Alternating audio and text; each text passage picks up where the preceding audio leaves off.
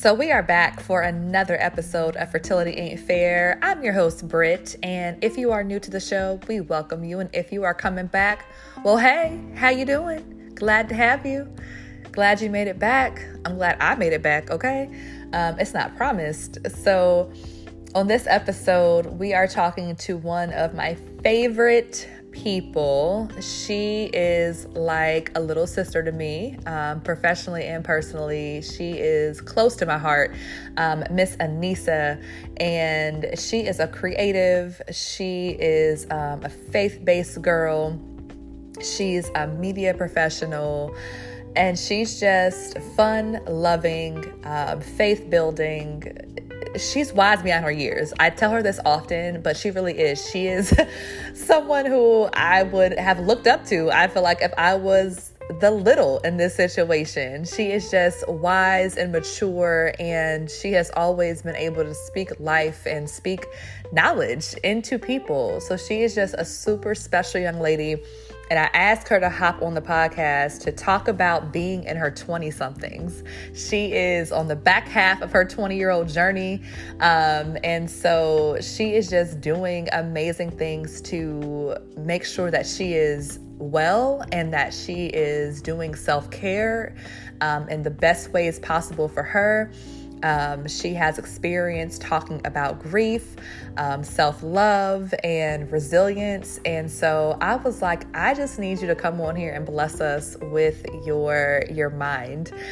So she agreed. So we're going to have her just talk about her journey, her experience, and, talking about the things that come up when you're in your late 20s and, expectations or pressure that you might start to feel or put on yourself at that point in your life. And also talking about how to recover from those things, how to get that pressure off of you, and how to move forward being happy right where you are, right? And not comparing yourself to where others may be in their lives. So I hope you all enjoy this episode, and we welcome Anissa to Fertility Ain't Fair. So Anissa, welcome to Fertility Ain't Fair. How are you? I'm great. Thank you so much for having me, Britt. I'm just ecstatic to be having this combo with you. Yay, I'm excited too. So you are like the little sister I never had. Yes. And so, at my what I want to call my veteran millennial age and status, right? I really wanted to talk to you because you are still in your 20 somethings. Yes. And I just feel like so much happens every decade in your life, but so much happens, I feel like, between your 20s and your 30 somethings that I just wanted to connect with you and just find out how life was treating you at this stage in your life. So before we jump into all of that good stuff, I want to ask you first, how do you define yourself? What are the words or phrases to describe who Anissa is? Wow, that's such a good question, because I feel like that my answer evolves in different seasons of my life. So right now, Anissa is a healer. She is a servant. She is joyful and a giver of light. Ooh, that was good. It changes. No boxes around here. And it should change. It should change, as you go and grow through life. So I love that off the cuff response, though. Well, thank you, ma'am. I had to come correct being on this podcast. I just want to say, Brittany, she mentioned that I was like the little sister she never had, but Brittany is such a gem to my life. She's helped me professionally, personally. She's such a light, and I just wanted to show you some love on your own platform really quick. Thank you. Give you the flowers that you deserve. Oh, well, thank you. I receive. Yeah, I'm happy to have you as well, obviously. And I'm excited to jump into it. So life as a 20-something. So I feel like for myself and probably others, like the back half of the 20s, going, because you have a birthday coming up very soon. Yes, it's And actually so next week. yes, so you are would you say you're in your late 20s now?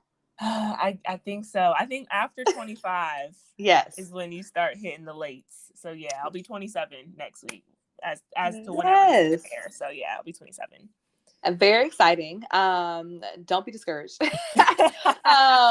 It's, I feel like that is a lot of times when certain questions or expectations, or for some people, a feel of pressure kind of comes into their life differently than it did probably in your early to mid 20s. And people start asking you questions about relationships a little differently.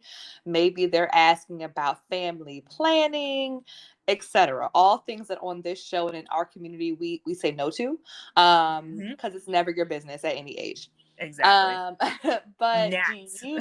you feel like that? Like, do you feel like there have been any, I don't know, new conversations or new things being discussed because you're in this different stage of your life now?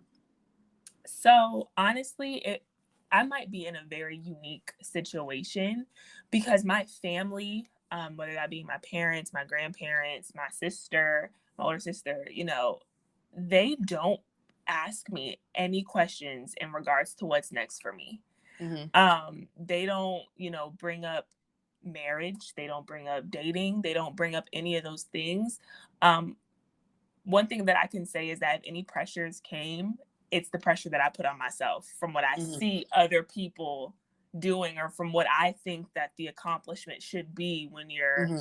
in your late 20s, right?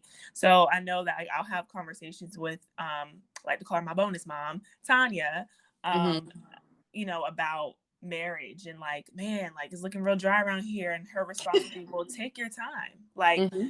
I Mm-hmm. literally just had a conversation with my grandmother the other day, and she was like, there's no rush for you to get married right now. We Mm-hmm. would rather you do it right than do it rushed. And so Mm-hmm. my family actually does the exact opposite for me. You know what I'm saying? They don't put pressures on me in terms of what's next in my life. They tell me to literally enjoy the season that I'm in. And I kind of Mm-hmm. had to train my mind to get there, because I was having anxiety about turning 27. And people might listen to this and be like, what? Why? But, just coming from a place of being a naturally ambitious person and being a hopeless romantic and wanting this life, and then Mm-hmm. it's just not going the way that you thought it would go when you initially thought about your life's plans, you really have to relinquish that control and Mm-hmm. understand that, hey, I am in a good season. I am a single woman who's figuring out what she wants to do with her career, who has a nice apartment, who's doing what she has to do in her life. Enjoy this time. And so Mm-hmm. I had to really learn from my support system and my family to do that. So it's like they do the opposite. They don't boggle me down. Well, when are you bringing a man for Thanksgiving? And when are you doing this? They would rather me bring the right person at 35 than Mm-hmm. just anybody now. So that's a little That's bit. that's huge though. Like you Yeah. said, like the pressure that you felt was from yourself, and you had to get in a space where you could say, I am doing well, I'm where I'm supposed to be right now. It may not resemble what I thought it was going to look like, but I'm in an amazing place right now. Mm-hmm. And to have the family, like you mentioned, doing the exact opposite of what a lot of family does, which is apply those kind of pressures or milestones on people, is really amazing. So shout out to your family. um Literally, literally. in your friend circle, are you all talking about these things often? Does anyone else feel Oh, pressure? Do they have also amazing families, or in your circle of friends, how are you all talking about these things? so my friend circle, we are one, but I would like to say we are divided because two of my very best friends, love them both, are in these great relationships. And so now there are conversations about um, weddings and moving, in together and doing Mm-hmm. this and doing this. And we're just like, wow, we're really having these adult, like, conversations about getting married, relationships, kids. And then on the other hand, me and my other friend that's in that group, her and I are on the same page. We're like, look, we're single, we're waiting, we're not rushing anything. We're literally just going with the flow of our lives.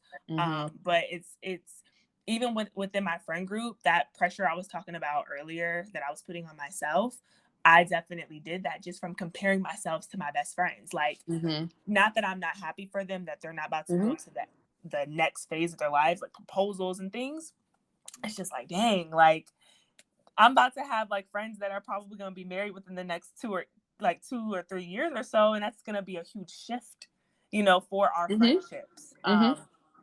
So that's just, we are a house together, but we are a house divided because not all of us are on, in the same, we're all around the same age, but not all of us are in Mm-hmm. the same, seasons in our late 20s. So, my one friend, she was actually just telling us the other day that her and her love interest guy, Mm-hmm. they're actually talking about making plans together, like with her Mm. daughter. And like, like that's a big deal. And Yeah. I don't even get past the what's your favorite color sometimes. So just think about like, to think about, people that I've grown up with or people that I'm close to getting to this age is actually, it's crazy. But even with my friends, they're very supportive of me in terms of where I'm at, and they never make me feel like I'm less than because Mm-hmm. I'm not in a relationship or because I'm not thinking about kids or because I'm taking things a little bit slower in my dating life, in my life in general. They're very supportive of me as well. So it's not a situation where like, girl, you need to go out and you need to get you a man, because they know that I'm gonna do what I'm gonna do at my own pace at the end of the day. So Yeah, no, that's amazing. And to have, once again, that support around that lifts you up wherever you are, is super important. And I'm glad that you have that type of girlfriend group, because that could make all the difference, and how you feel and how you move forward. And I love that you had mentioned before, instead of, rushing it, it's about getting it right and not rushing. yeah. And that's super important. So shout out to your friend group and shout out to the ones with the booze. I hope it all Okay. goes the way they want it to go, and I hope Yes. you ladies continue to enjoy being singles. Okay. Yes. um so something that I saw you do, I think you've been doing it, but I Mm-hmm. noticed it like really intentionally one day, was kind of courting yourself Mm-hmm. and taking yourself out on dates. And this is something that I love for you. But I also love kind of at any age. Like I'm thinking Mm-hmm. about even, older women who, maybe have gone through a divorce or, are still single or whatever the case may be, is, or single by choice or whatever, or are tired of the foolishness. And like, you know what? I'm going to just relax for a little while, whatever the case may be. But having the confidence and the courage and the want to court yourself, date yourself, love yourself. And so the fact that I saw you doing it, I feel like at this stage in your life was really, really exciting. So kind of tell me a little bit about why you started doing that and what are some of the things that you have been doing to court yourself. Yes. So I want to call her my baby because this is something that I'm birthing right now. Mm-hmm. Um Court Yourself Sis is an initiative that I literally got straight from God. So anybody who's listening, this is the God girl right here, okay? So I literally got the idea from God. And so when I first got serious about my relationship with God, and I was going to conferences and I was zooming the church and doing all the things, one of the main things that they would talk about is singleness and marriage and how to prepare for a husband and this and this. And as I got older, I realized how, while the intention might have been good, Mm-hmm. um it was a very toxic thing, because Mm-hmm. it was almost, I am a woman who is preparing to be a wife, but that's not everything. That's Mm-hmm. not who I Mm-hmm. am. I am a whole individual person. And a Mm-hmm. lot of the times people would say, well, that young man has to come after you and he has to court you. And it's almost like we're waiting for Mm-hmm. this man to come and court us. We're waiting on this Prince Charming guy to come and find us and to take us out on these grand dates and to do all these things. But what if we shifted our mindset as women to do that for ourselves? And Mm. so I literally came up with the idea, over the last year and a half, my dating experiences, no shade to anybody that may listen to this, has been a dumpster truck on fire, whatever that guy said. So I was literally journaling And I was just journaling about my frustrations with it all. And I felt God tell me, like, spend time with yourself, sis or daughter, like spend time with yourself. And so I came up with Court Yourself Sis, which is an initiative that I do on Instagram. I do a reels where I just take myself out to eat. I take myself to a winery. The first one was I went to a winery by myself, and I just document the experience. And honestly, it's not just for single women. Like you said, Britt, it's for women of all ages. It's for women who are single, dating, married, divorced, whatever, of all ages, because I still think that it's important for us to pour back into us, to show us the highest level of love. Because if we don't love ourselves, we can't love anybody else. If we don't know how to love ourselves, we don't know how to do that. I saw this girl on TikTok. She was documenting like her healing journey from a bad breakup. She's older. Her and the guy had been together, and she said, right now I'm learning how to love me so I can teach other people how to love me. And I remember I was having a conversation with one of my best friends about just life, and she's like, well, what do you want in a guy? And I couldn't even answer because I know what I don't want. So it's like, in order to know what I want in life, in anything, I have to spend so much time with myself to figure out who I am. And so that's what Court Yourself Sis is. It came from just debunking the idea that you have to wait on this man to come and get you, to come do all these things for you, when that's nice, but you can do it for yourself now. So you take away the idea that I'm waiting, but rather I'm living and I'm spending it with me. Girl, you always have been wiser than your years. Like, okay, okay, I don't feel like it always. My goodness. I mean, I love the whole movement. I love the idea. I can't say that I would have been as confident to do that, right? I feel like we used to be like, oh, I want to go out and do this, but I don't have nobody to go with. And then you just kind of sit there like, well, I guess I just won't go out to this restaurant, or I just won't go, to go see that movie, or I'll wait for a date, or I'll wait for my girlfriends. For what? Yeah. For what? Yeah. And you brought up the girlfriends aspect of it too. That is another big piece. Growing up, my friend group, we've been friends since '05, and we're still going strong to this day. And it was always us together, to the point where if they were busy or they got a man, or if they had outside friends and they couldn't do something, I wouldn't do anything. And I stopped doing that because friends are friends, but life is out there, and there's so many experiences that we're supposed to have, and there's nothing wrong with going out to a restaurant, going to a movie, going to the park, doing something, bowling alone. And you're not desperate for doing it either. So right. And it's changing. I think that for some of us, having that kind of stigma, like, oh, people are going to see me out at a movie and be like, ooh, why is she alone? Or, or you're eating by yourself. Oh, for one. Yes, for one. Yes. Enjoying this food. And I may order enough food to look like I'm with two, but guess what? Right. It's all for me. Right. I came here intentionally by myself to enjoy this meal. So do your job, mind your business. Yes. But it's kind of breaking down that feeling of maybe it's scared, maybe it's self-consciousness, maybe it's fear of walking in some place and being, standing on your own 2 feet and be like, I'm here to enjoy whatever this activity is, and I can do that alone.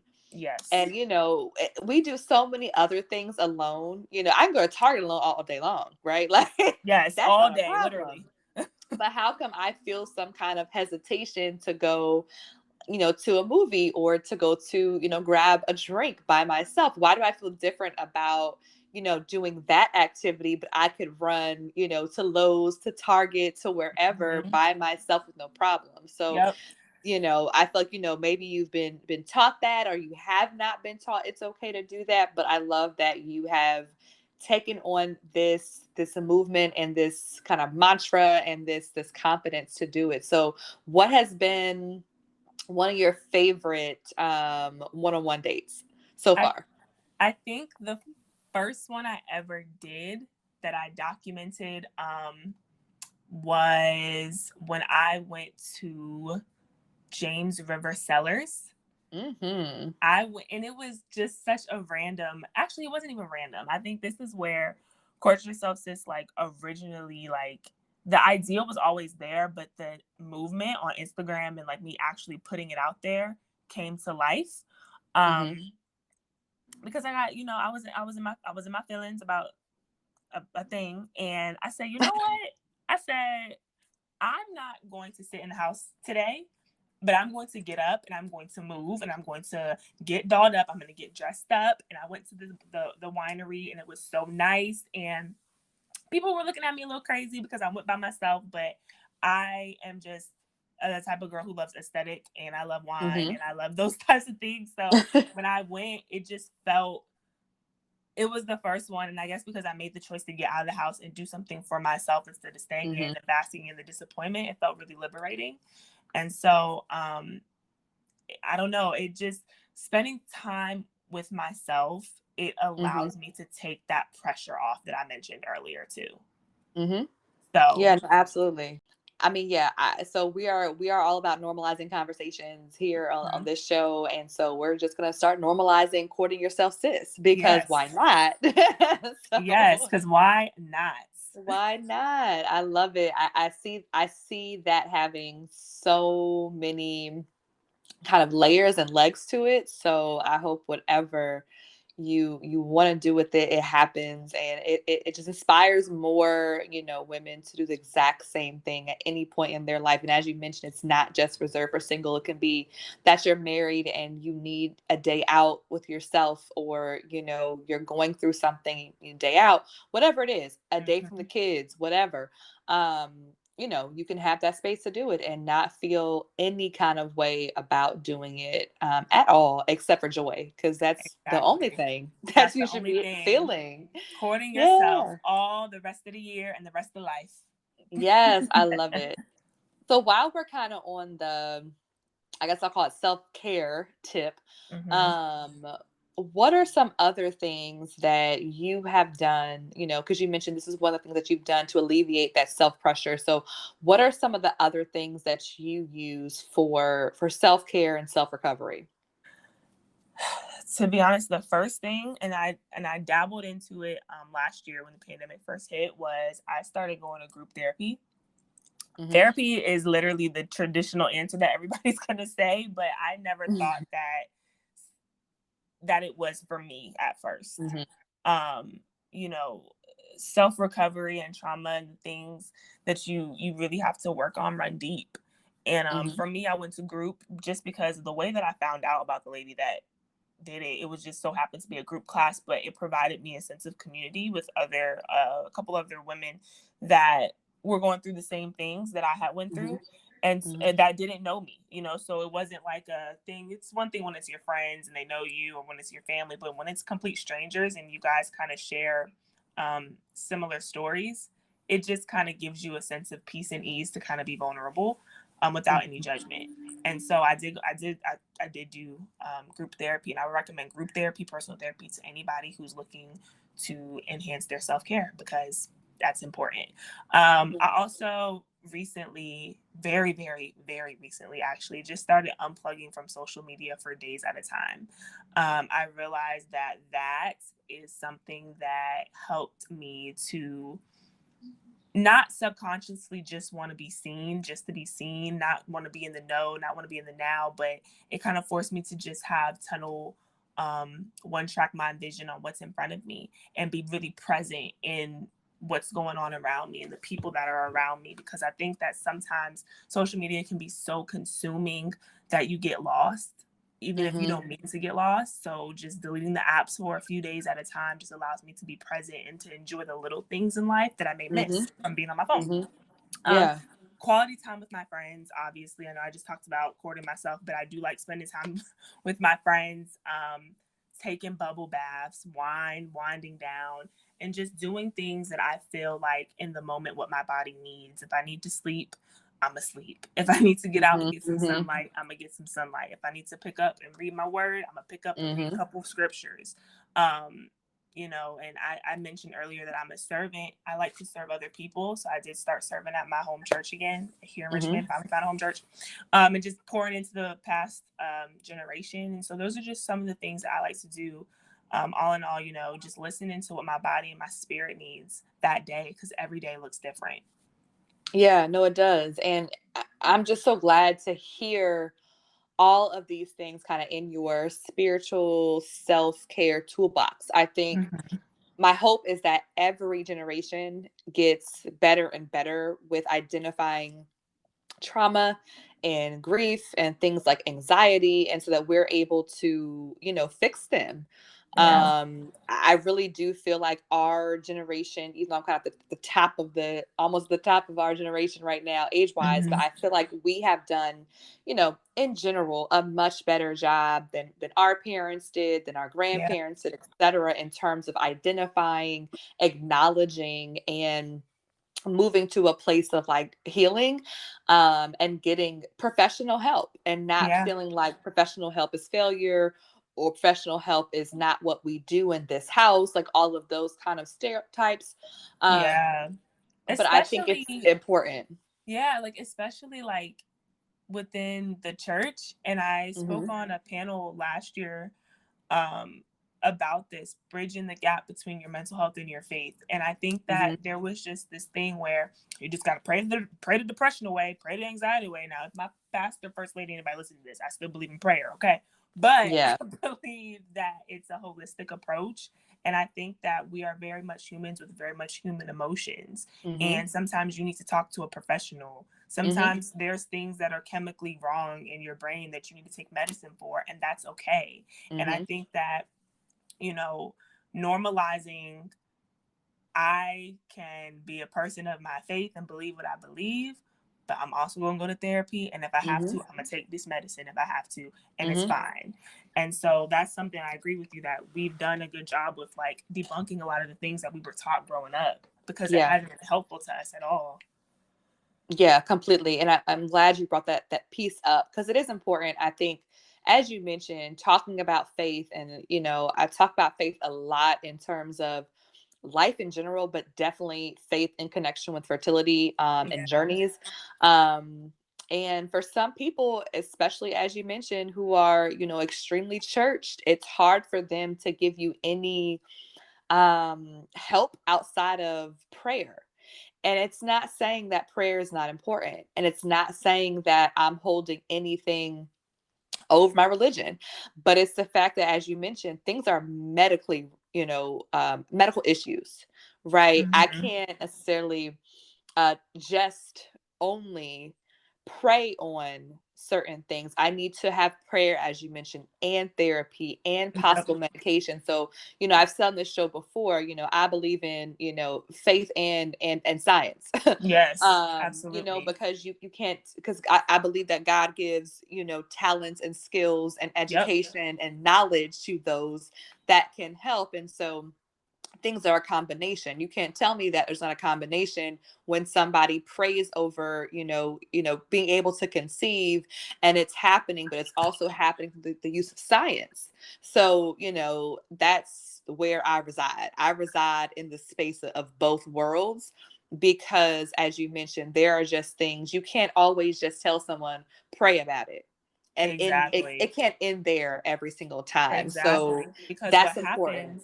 what happens is people's faith starts to decline because they're Mhm. like, "Well, I've been praying about it. What now? I don't feel no Mhm. better.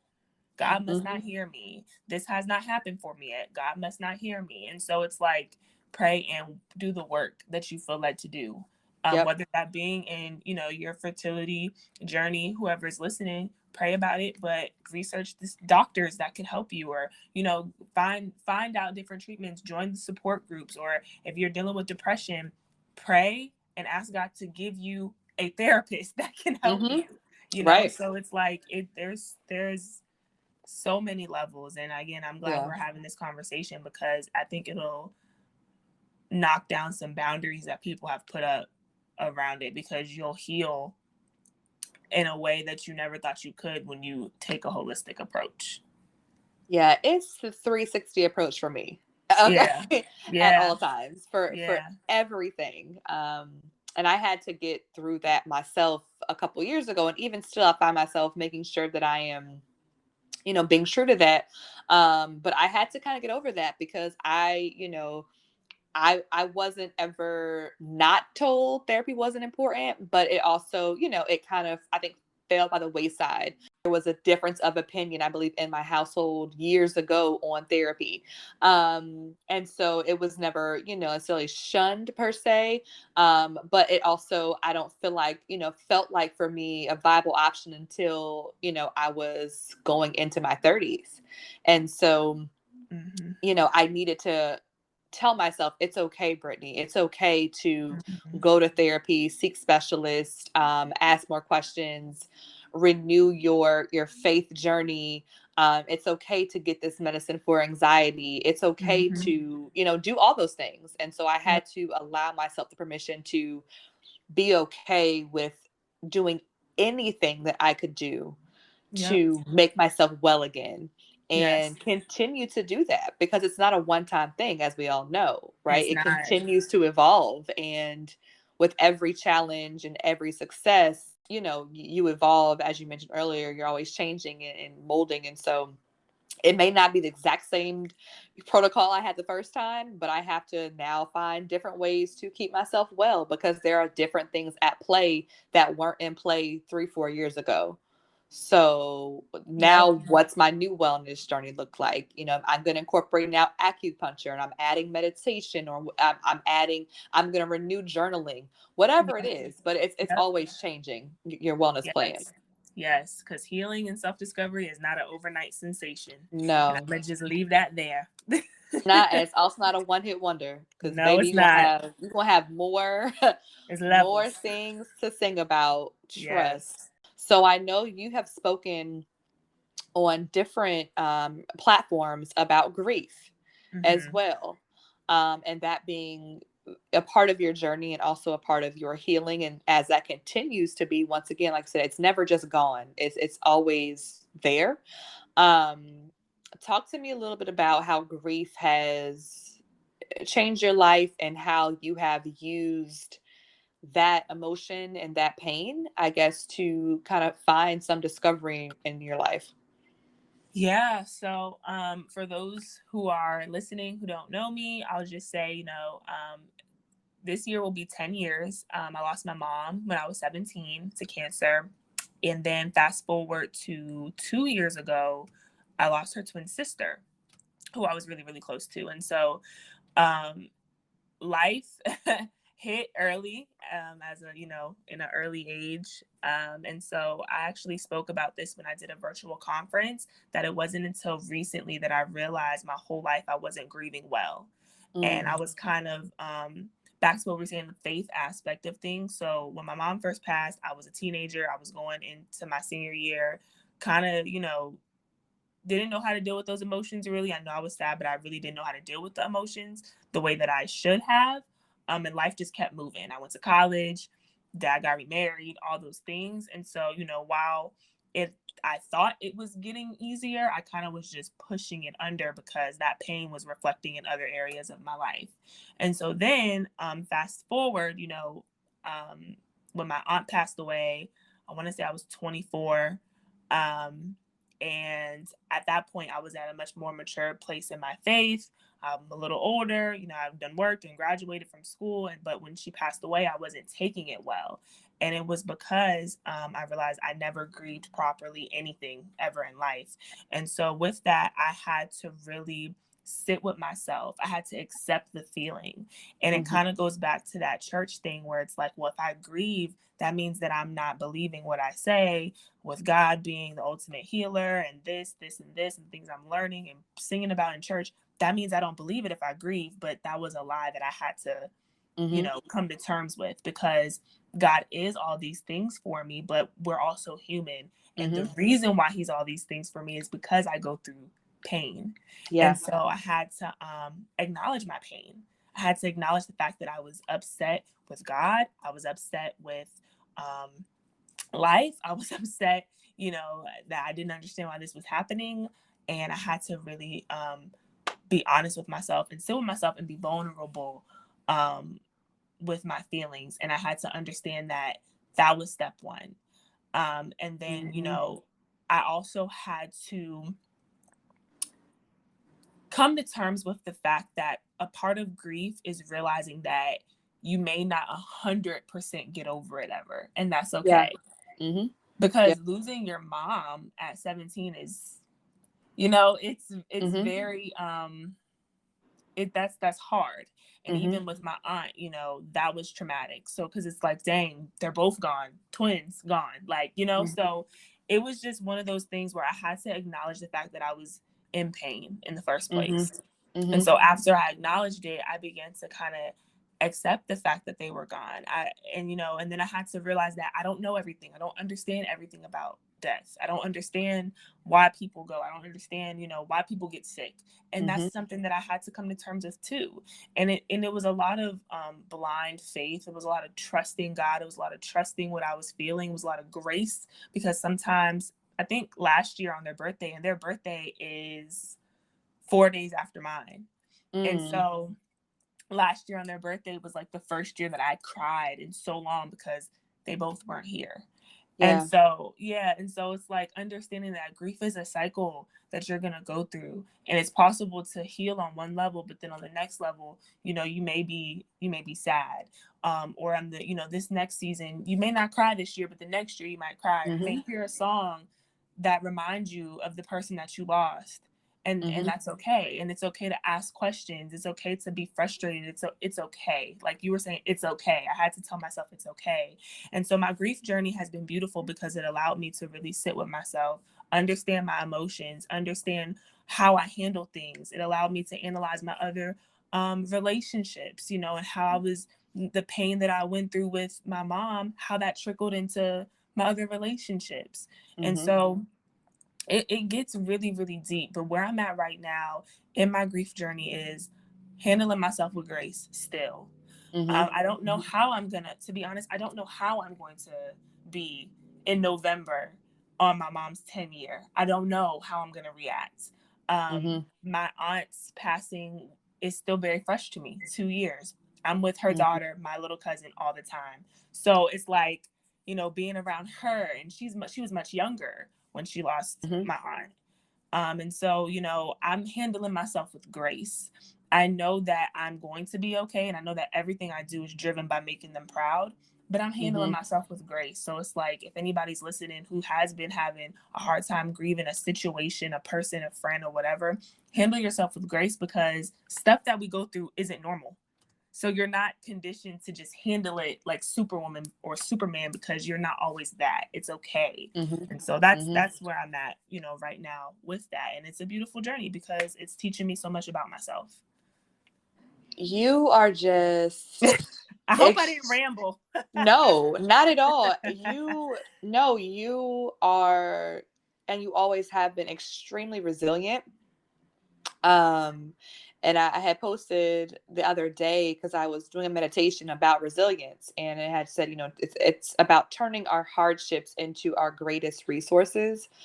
And I feel like that's kind of what you were describing. You said it's a beautiful journey, and that's not something that people might usually, you know, hear when talking about grief and grief to this level.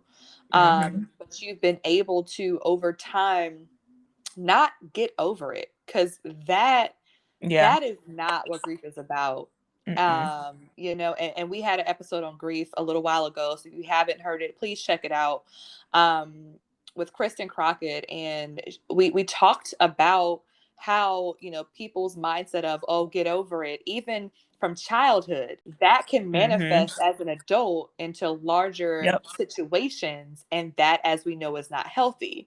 But also, as you mentioned, grief is a continuous process. And it's not just about, you know, as you mentioned, that, you know, I might feel okay today, I might feel okay in 5 years, but at that 10-year mark, whatever, or whatever, 11, 12, it could be 20 years from now, I could have a complete breakdown, and that's okay. Because grief is not this, okay, you know, you have what happens, and you kind of just get through it, or you get past it, and then you're okay. You might be okay on certain days, but it's a continuous process to make sure, and checking in with yourself to make sure that you are still coping and dealing and healing with it in the healthiest way. So, and some people never get to that space, right? Some people don't ever grieve, and there's really no proper way to do it. That's something Yeah. else that we discussed, was that, grief looks different and shows up different in everybody in every situation. And Kristen was saying, for example, like as you mentioned, losing your mom this kind of way versus losing a best friend versus losing a coworker or losing a job or an expectation or losing the thought of being able to conceive. Can't be, kind of put in this box of all the same things, and it all needs to look like crying at a funeral and then moving on. That's not it. It's all Exactly. very unique, and it's all very, as I mentioned, continuous. And for some people also, we talked about people who lose loved ones, in particular, some people have just always in their mind known that death is part of life. And so Yeah. for them, when people are lost, it doesn't look the same. Yeah. And someone could be thinking, well, what's wrong with you? How come you're not crying? How come you're not doing this? That's not your business. It's not your Exactly. business how someone handles something or how someone grieves.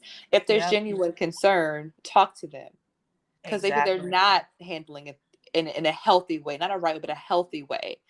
But grief is a really complex situation. So thank you for sharing just a little piece of your grief journey.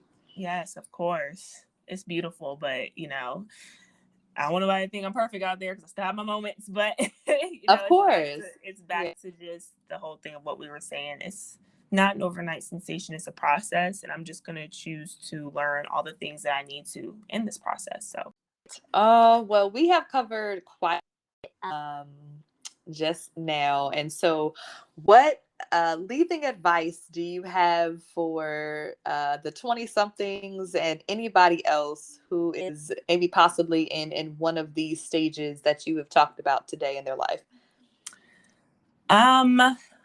enjoy it, and I say that because that is the main thing that my bonus mom tells me is to enjoy it, because you're not going to get this moment that you're in right now. You're not going to get it back. Mm-hmm. And there's always something to enjoy. There's always something to look forward to. There's always something to try to make your days brighter.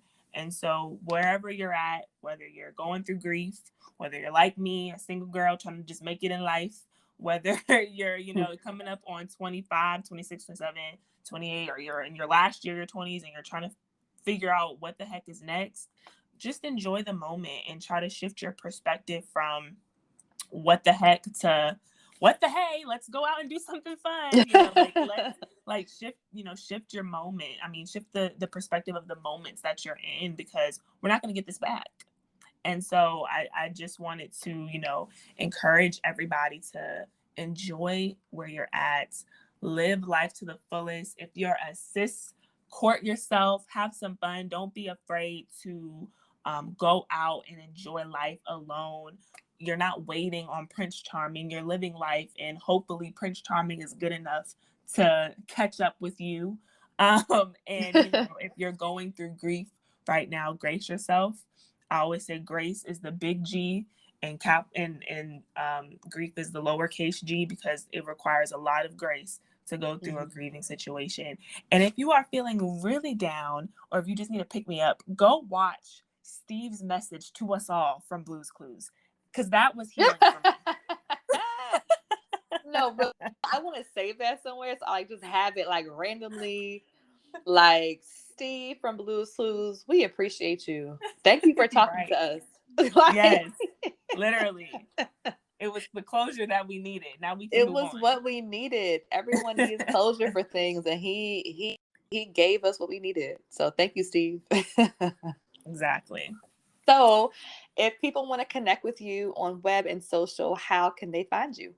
So I am Anissa, Anissa, love with 2 E's and 2 underscores on Instagram. If you want a funny TikTok, if you want inspirational posts, some cute pictures, that's where I'll be posting more Court Yourself Sis content, actually starting in October. So, follow me and hit me up, and you DM me, easy to talk to, all that good stuff. So that's Anissa Love with 2 E's on Instagram.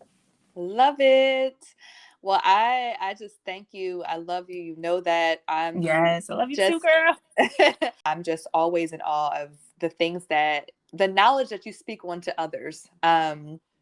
At this point in your life, I know it will continue. So I'm excited to be a part of whatever you have going on next. I'm excited to continue to support and love on you. I wish I was this knowledgeable and mature when I was in my 20s, but of course we all had different journeys. But I'm just looking forward to seeing how all the things that you are doing and what the visions God has for you are going to manifest. And I also hope to see Court Yourself Sis as a movement and a brand sometime soon, because I just feel like it's coming. I see it. It's coming. It's coming. I see it. So I love it.